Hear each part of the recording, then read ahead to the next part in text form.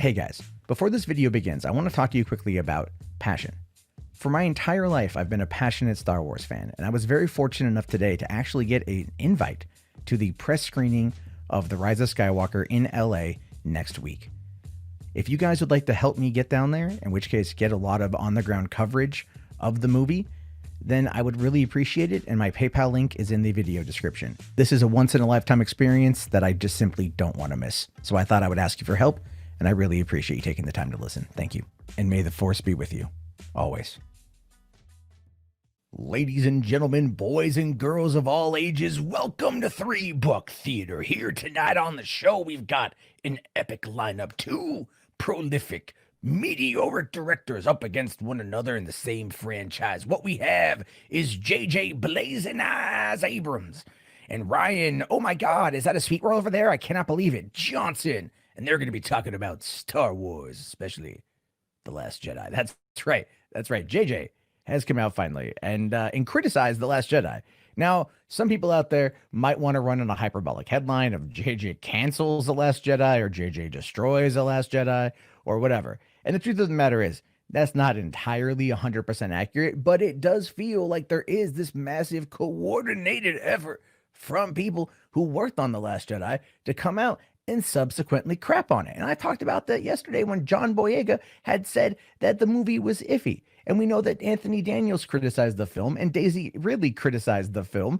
And now you've got J.J. Abrams criticizing the movie. And it's just like, okay, come on. Usually in this particular situation, you don't bite the hand that feeds you. You don't do that. You don't crap on the previous work. So something must be going on here. And I do think it's coordinated. So let's look here and see what Slashfilm is saying. They say J.J. Abrams addresses the unconventional The Last Jedi and suggests a future beyond episode 9. Now that one I'm kind of curious about, but that's not for a long while, like a long while. Anyway, it says here, we're just over a week away from the release of Star Wars: The Rise of Skywalker, and the discourse continues to roll as we inch closer to the final entry in the Skywalker saga.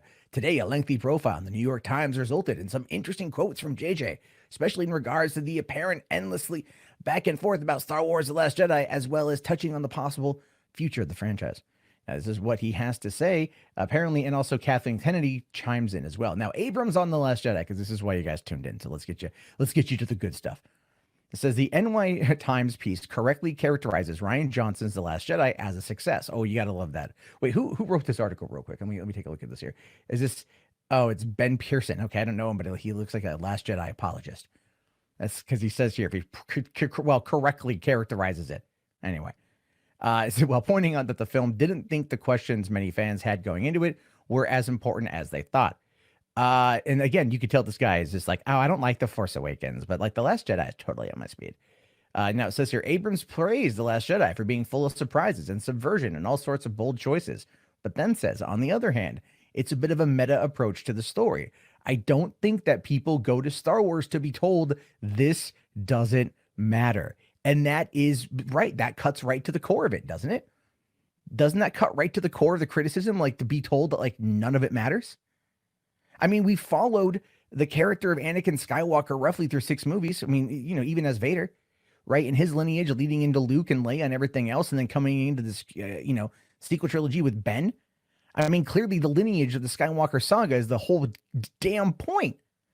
I mean, we're coming to what they're calling the Rise of Skywalker, which is the end of the Skywalker saga. And they like to be told in the movie beforehand, none of it really matters. It's not that big of a deal. JJ got it right. Let's be fair here. We can cut him a little bit of slack on that one, can't we, folks?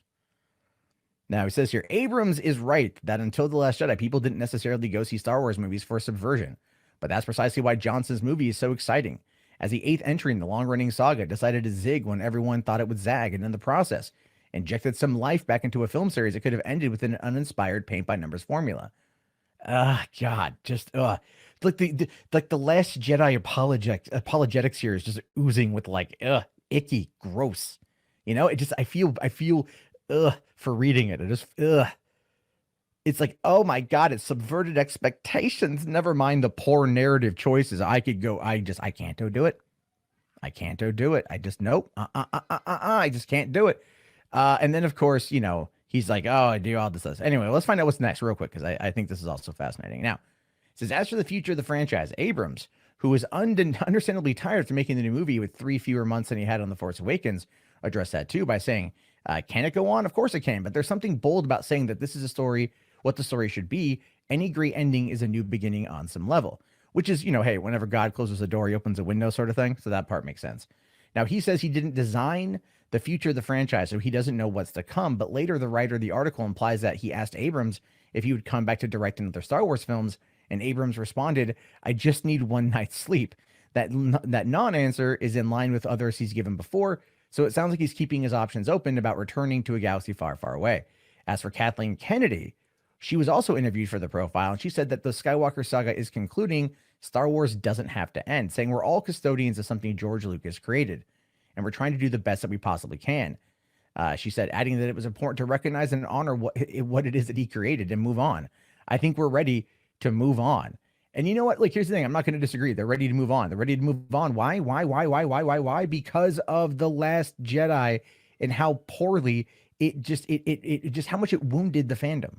How much it just wounded the fandom. It's just insane to think that after these 2 years, like, they just can't come out and like address it. Like Ben Pearson saying like, well, it technically was a success.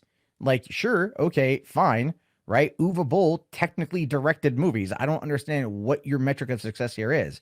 You want to look at the 1.3 billion? Fine. It made money. You want to sit there and look at the overwhelmingly high, suspiciously overwhelmingly high Rotten Tomato score? Fine. You can do that. We could always argue the other point of that, because if you look at the audience score, it's a lot weaker. It's a lot less.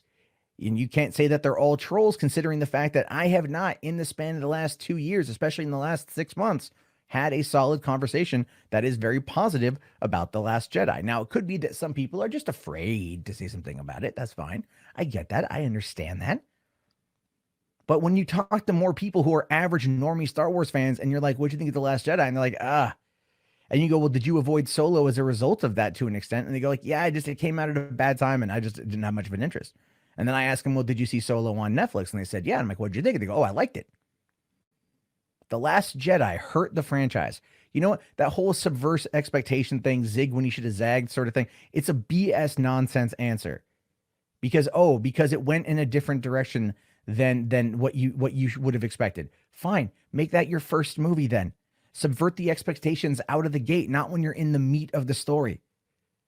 I don't want to equate it to sex, but this would be like we're not talking foreplay at this point. We're talking full on penetration. And it's like pulling out the pink and going to the stink like right away, just unannounced, bloop, right in.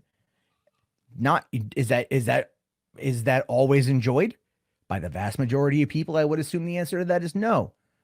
But to some people out there, yeah, sure, absolutely. They like the surprise. It catches them off guard and it enhances the excitement. To a lot of other people, it makes them uncomfortable.